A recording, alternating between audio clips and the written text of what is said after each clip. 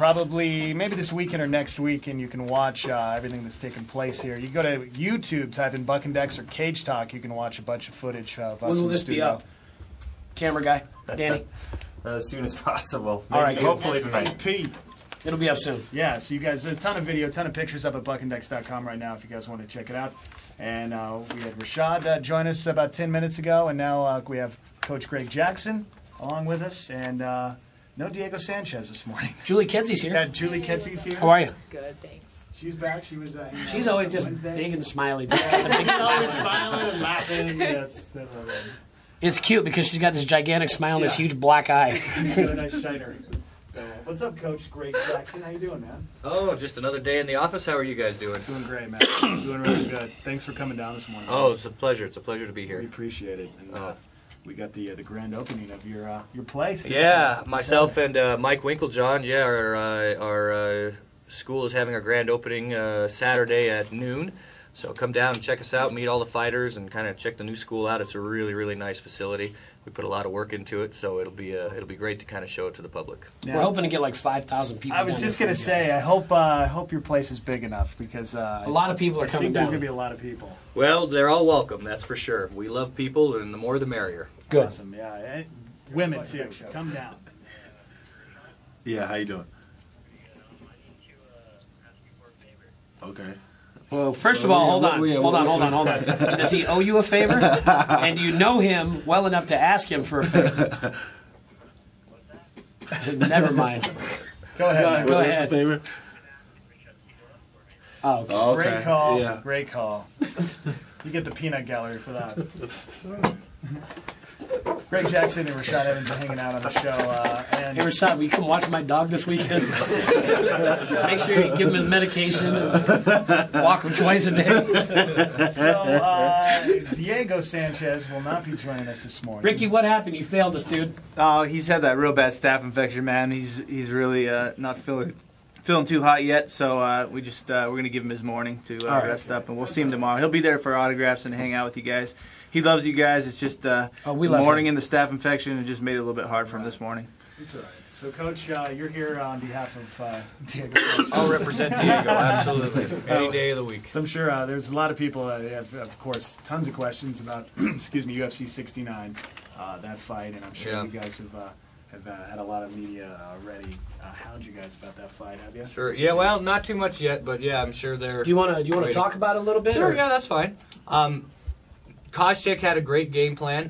What you have to do with Diego and what we're going to fix, you can't fight Diego. You have to do what Koscheck did. You hit him and you run away. Because as soon as you fight him, you saw when he engaged the one time with Diego, it would have been over pretty quick. Diego's on his back. On his back as soon as he shot exactly. So you can't actually fight Diego. You've got to hit him and then run away. So our job now is to make sure that we get Diego's footwork and his forward motion so that everybody has to fight him. No one can hit him and run away. So that's kind of our challenge now. And so that's the beautiful thing about being in fights like that, is they're not really losing experiences, because now Diego's going to come back so much stronger and so much better. Whereas, if we would have just knocked him out again in another easy fight or whatever, we wouldn't, that hole would still exist in our game. But now we go back to the drawing board and we can say, hey, listen, we're going to shut this one hole up. So if we can make everybody fight Diego, no one's going to beat him. Right. Because I mean, you saw Alessio almost did the same thing. Right. He just didn't do it right. And Koscheck saw that and did it right. He would hit, and as soon as Diego would come at him, he would just bail, running all over the cage, and then he would do another punch, which is it's a brilliant game plan to win. So we're going to shut down that avenue and make sure everybody fights Diego from now on. Are you glad he got the loss now out of his way? Because, I mean, everybody loses. I mean, No, you see, that the loss is something that other people bring into the equation. It never really affects me. I just go fight to fight. Right. On my end. So, and I think Diego thinks the same way. I never think, oh man, this is my guy's undefeated, and this. If you start thinking like that, even as a coach, it puts you in a funny place. Right. So it's just, you know what, I don't care about what's happened in the past. I don't care about what's going to happen in the future. All I care about is the process for this fight. This fight is all that matters to me. A record doesn't mean much to me. It's just, are you progressing? Are you getting better? Can you improve yourself? And can we take this guy apart? After that, then I'm right on to the next one. Sure. When these guys win, I have, some coaches go crazy, and sometimes I've gone a little crazy, like when I jumped over the cage and Rashad finished Lambert. Yeah. But then there's maybe 2 minutes of that, and then I just want to do it again. I just want to go back to the process and see if we can take somebody else apart. So that's where my mentality is, and I'm sure Diego feels the same way. The loss isn't a huge deal to him. Sure. What do you see happening now in the 170-pound division? I mean, is Hughes now? I mean, because everybody saw after the George fight, because they were talking about the winner of the Koscheck Sanchez fight possibly getting the title shot now, but then after the fight. After the St. Pierre fight, you saw Hughes, and I mean, Hughes, you saw him say, he's like, now I get to fight Sarah. Yeah, I think this is not official at all, in my opinion. George is probably going to fight Koscheck. Diego will probably fight the winner of Berkman and Parisian, and then, Hughes will probably get a shot at Sarah. That's what I think. Right. That's not official. The UFC has not told me anything like that, but that's in my opinion. Sure. 505-338-H. Go ahead. You're on the Buck and Deck Show.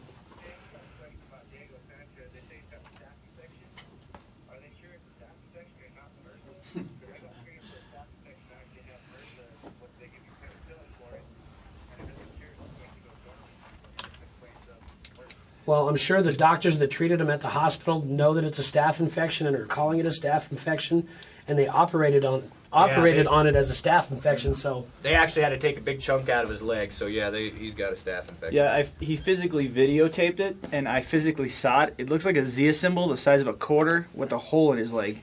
And they actually don't seal it up. You have to stuff gauze in it until the infection goes away. So I physically saw it, man. It's pretty nasty. I haven't seen anything like that in a while. Wow. Thanks for calling, Doc. Hey, go ahead. You're on the Buck and Deck Show. You there? Go ahead, man. Hey. Yeah. Yeah.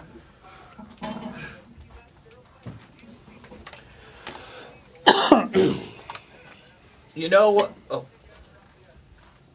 Okay. Go ahead, man. With George that night, everybody gets caught. Almost every one of my fighters has got caught. Sometimes you just get caught. He was controlling the action. I don't think he took him light. That's not really George St. Pierre. I think that 9 times out of 10, George would have won that fight.